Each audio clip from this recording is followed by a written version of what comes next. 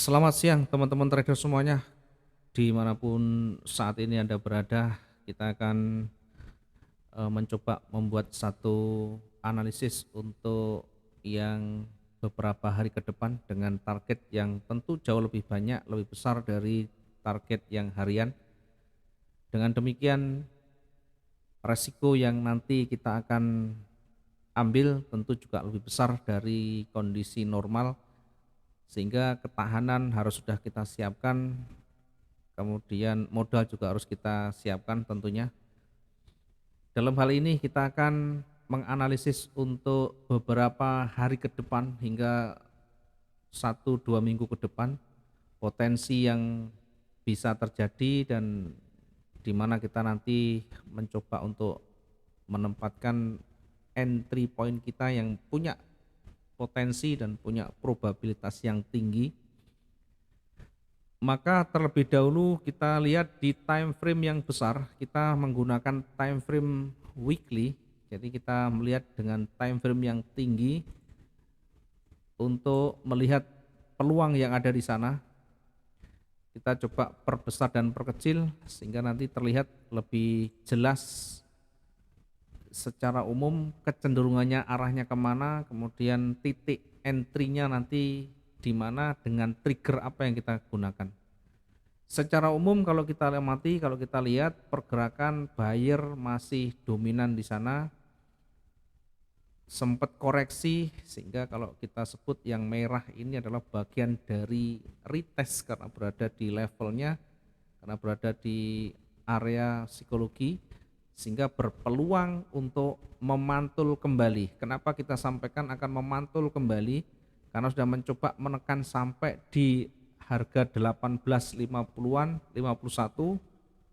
Namun demikian ditolak oleh buyer dengan sangat kuatnya, sehingga ini mengindikasikan memberikan petunjuk bahwa seller cukup berat untuk menekan laju dari tren yang ada.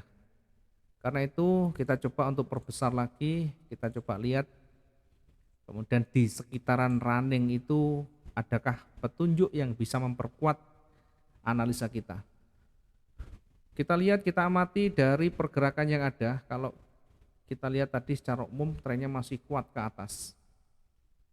Ya, kalau kita amati yang terdekat saja, ini masih bergerak naik, kemudian sempat turun, dikembalikan lagi naik, kemudian turun lagi. Nah, turun ini sampai di mana kita lihat di sebelah kiri ada level di sini. Perhatikan di sebelah kiri ada level mencoba untuk breakout, tetapi gagal di sana. Meskipun belum selesai di candle 1 minggu ini, namun kita bisa setidaknya bisa melihat jejak yang sudah terbentuk. Dia sudah mencoba untuk menekan ke bawah, namun demikian ditolak oleh buyer dengan kekuatan yang luar biasa juga, sehingga di area ini peluang yang ada adalah peluang naik. Ya, kita tunggu hingga nanti ditutup di minggu ini, ya, dengan ditutup dengan posisi yang warna hijau dengan penolakan yang ada, maka kemungkinan naik akan terbuka sangat lebar. Tentu bukan berarti di hari-hari berikutnya berpeluang langsung naik, ya. Kita alokasikan waktu ini memang cukup panjang sehingga target ini tercapai dengan ketahanan yang ada cukup, ya. Maka kita tentukan, kita menentukan titik entry kita, ya, setelah nanti di pergantian candle atau jelang pergantian candle di time frame weekly ini sudah melewati levelnya atau setidaknya ditutup dengan posisi bullish sebagai dominannya, sehingga kita nanti bisa ambil, bisa menentukan peluang buy setelah dia terbentuk. Nah, apakah sekarang bisa dikatakan ada petunjuk, ada peluang di sana untuk kita entry buy untuk saat ini? Jawabannya tentu ada, ya. Ada peluang yang besar terbuka untuk pergerakan bullish selanjutnya. Sehingga di kondisi saat ini kita pun bisa mengambil posisi buy di situ, ya. Kita bisa ambil posisi buy di sini. Atau kita juga bisa menunggu posisi buyer ini sampai melewati levelnya di sini.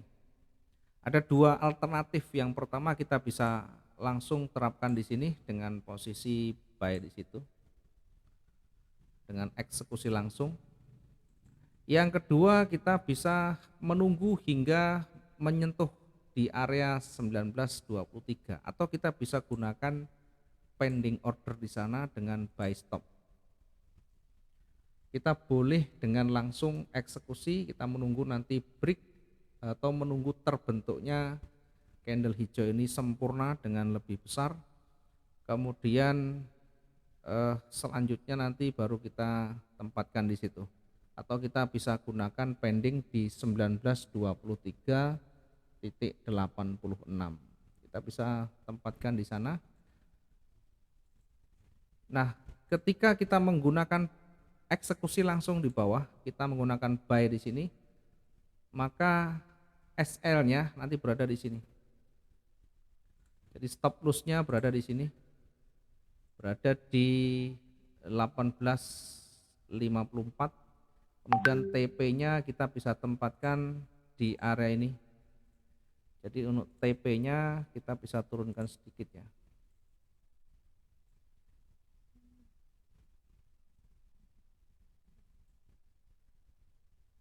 Kira-kira berada di berapa ini?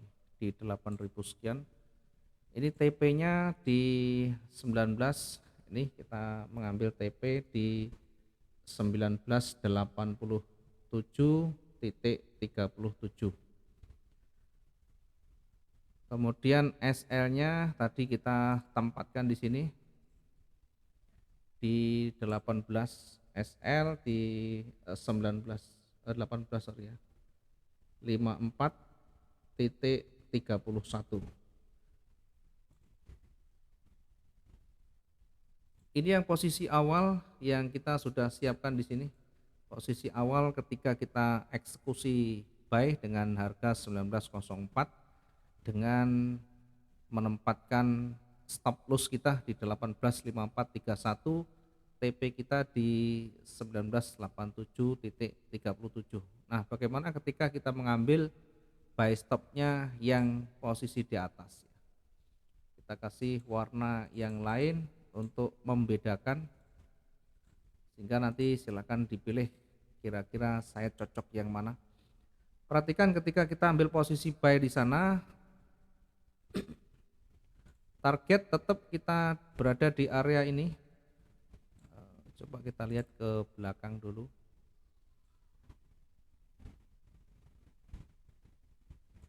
Oke, target terdekat di 1987 tetap ya.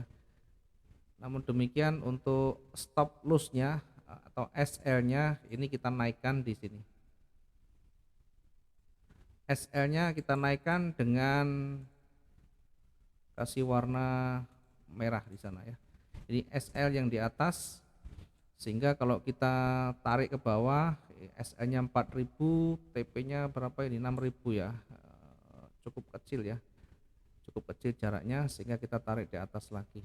Sorry, yang ini tetap, yang 1987 tetap, 30 berapa tadi ya.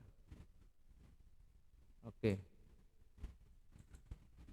ini kita buatkan yang dirubah aja 56. Kemudian yang TP yang di atas, posisi yang di harga 19 ini, yang di harga 19.23 ini TP-nya kita kasih yang lebih tinggi lagi, taruh di sini untuk TP-nya, sehingga nanti risk dan reward rasionya masih seimbang 9.000, 4.000 sekian. Oke, di bawah sekali lagi yang buy yang di bawah 19.04, nanti TP-nya berada di 18 SL-nya di 1854.31, kemudian TP-nya di 198556. Sementara yang buy stop di atas dengan TP di 2012, kemudian untuk SL-nya berada di 1874 ya. Kita bisa ambil di antara duanya. Ketika nanti tersentuh dan profit kita sudah mulai masuk di sana, apakah harus menunggu TP ini tersentuh? Jawabannya tidak selalu, ya, tergantung kondisi marketnya. Kalau kita melihat tekanannya masih kuat, ya kita bersabar.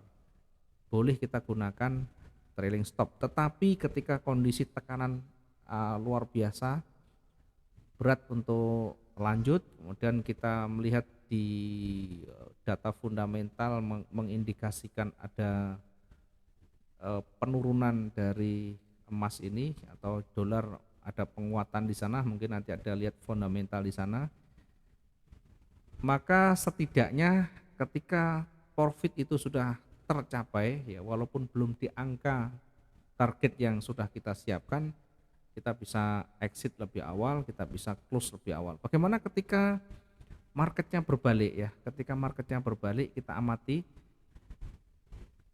ya kita yakinkan begitu marketnya sudah tersentuh, begitu transaksi sudah tersentuh, kemudian mulai berbalik, maka kita lihat di mana batasan kita. Ketika batasan masih cukup jauh, maka ya kita sementara sambil monitor, kita tunggu saja sampai betul-betul ada petunjuk yang lebih jelas di sana. Paling tidak atau setidaknya sudah ada batasan resiko yang sudah ambil. Ketika itu tersentuh, ya sudah, itulah yang menjadi konsekuensi kita.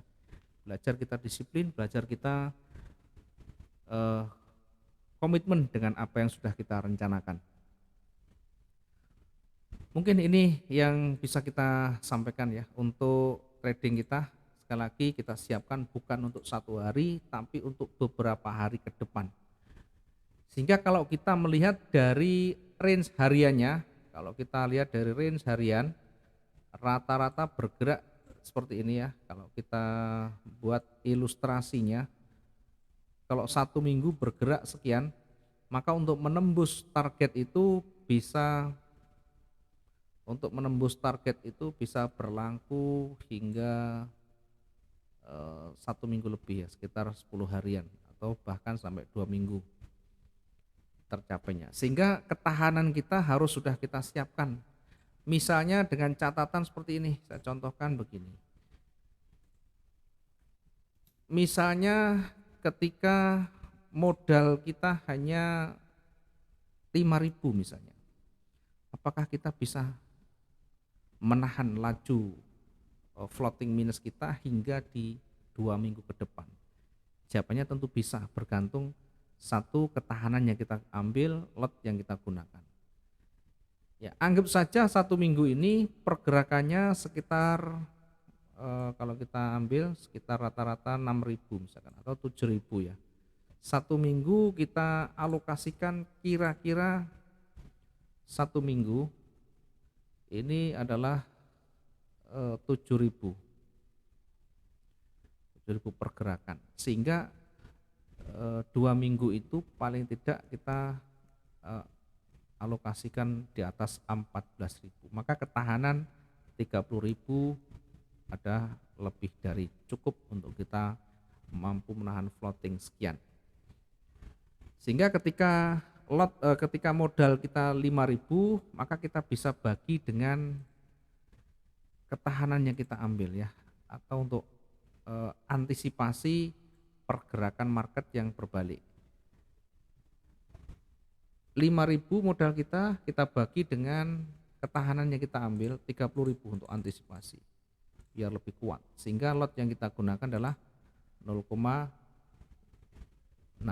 atau 0,1 atau 0,15 boleh ya. Targetnya bisa di atas 7.000, bahkan tadi targetnya sekitar 9.000 ya, 8.000-an. 8.000 itu kalau lotnya 0,1 ya, kira-kira lotnya 0,1 kalau dikali 8.000, maka potensi yang bisa kita dapatkan selama 2 minggu adalah 800 US dollar. Kalau kita bagi dengan 10 hari kerja 2 minggu, maka rata-rata sehari 80 dolar. $80 ini kalau kita prosentase dengan modal kita yang 5.000 kalikan 100%, maka satu hari rata-rata lebih dari 1%. Dan ini cukup realistis dan masih wajar. Karena itu jangan lupa ketahanan, jangan lupa batasan resiko yang sudah kita ambil ya, menjadi komitmen kita, menjadi resiko kita ketika semua yang kita ambil sesuai dengan rencana. Yang terpenting sudah diperhitungkan masa-masa, baik itu ketahanan, baik itu resikonya. Mudah-mudahan ini bisa bermanfaat, dan ke depan nanti kita coba untuk lihat kembali, untuk kita review apakah ada peluang yang bisa kita dapatkan, apakah ada keuntungan yang bisa kita ambil, atau justru sebaliknya, sebagai bahan untuk evaluasi dan koreksi selanjutnya. Ini tentu cocok buat teman-teman yang tidak bisa tiap hari monitor, mungkin karena kesibukan kerja yang lain sehingga tidak bisa tiap hari berada di depan chat untuk melakukan transaksi dan monitoring. Terima kasih teman-teman semuanya, selamat siang dan salam profit dua arah.